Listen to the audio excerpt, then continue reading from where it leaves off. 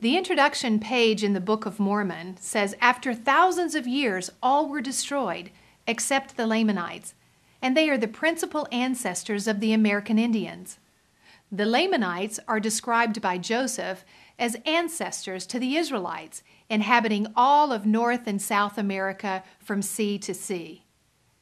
In the book of Proverbs, we are told every word of God is pure. He is a shield to those who put their trust in him. Do not add to his words, lest he rebuke you, and you be found a liar. If it could be proven absolutely that the American Indians were not descendants of the Lamanites, then Joseph Smith perpetrated a gigantic fraud in the very book he claimed was inspired from God, the Book of Mormon. Well, such irrefutable evidence has been found using one of our strongest technological discoveries, DNA.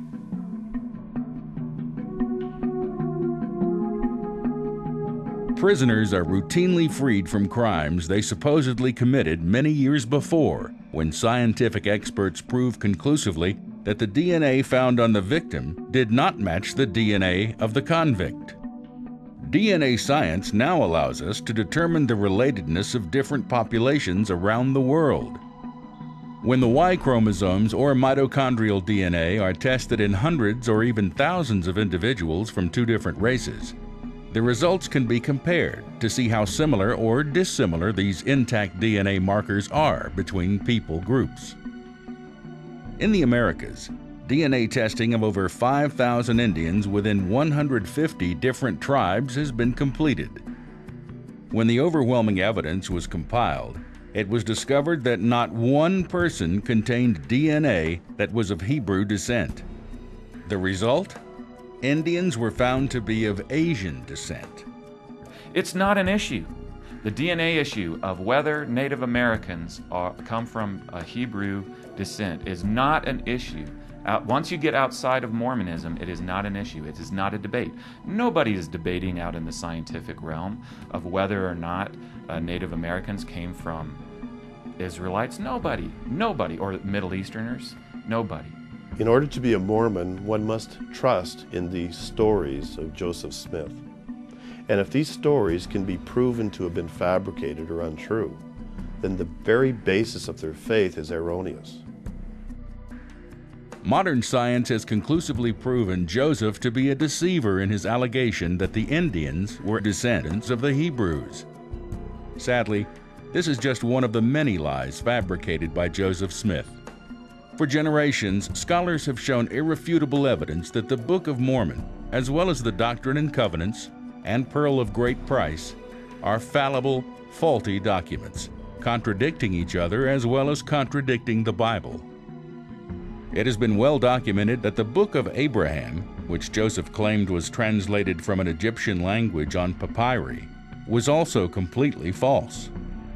We have not found one non-LDS Egyptologist who supports his translation. I first became aware that the Book of Abraham had a problem when I'd been studying other Mormon literature and anthropology and realized that the story that Joseph Smith told about it just did not make sense, and it just did not correlate. There were so many other problems with the Book of Mormon and with other claims that Joseph Smith had made that the Book of Abraham seemed fantastic. And it struck me as particularly odd, since Egyptology is such a known science. Since the papyri had been rediscovered and were available for study, there should be Egyptologists being struck between the eyes like a bolt of thunder on the road to Damascus and converting to join the Mormon Church, once they found out that Joseph Smith had translated these before anyone could even translate Egyptian. Of course, the truth was that the Egyptologists knew perfectly well that the Book of Abraham contained nothing that Joseph Smith ever said it did. Part of the papyri translated by Joseph allegedly shows a priest about to sacrifice Abraham on an altar. But in reality, it has been discovered that the papyri actually depicts a common funeral text many centuries after Abraham's time. Egyptologists uniformly agree on this conclusion, destroying Joseph Smith's translation of the Book of Abraham. We can only conclude from this evidence that this book was an elaborate fraud by Joseph Smith.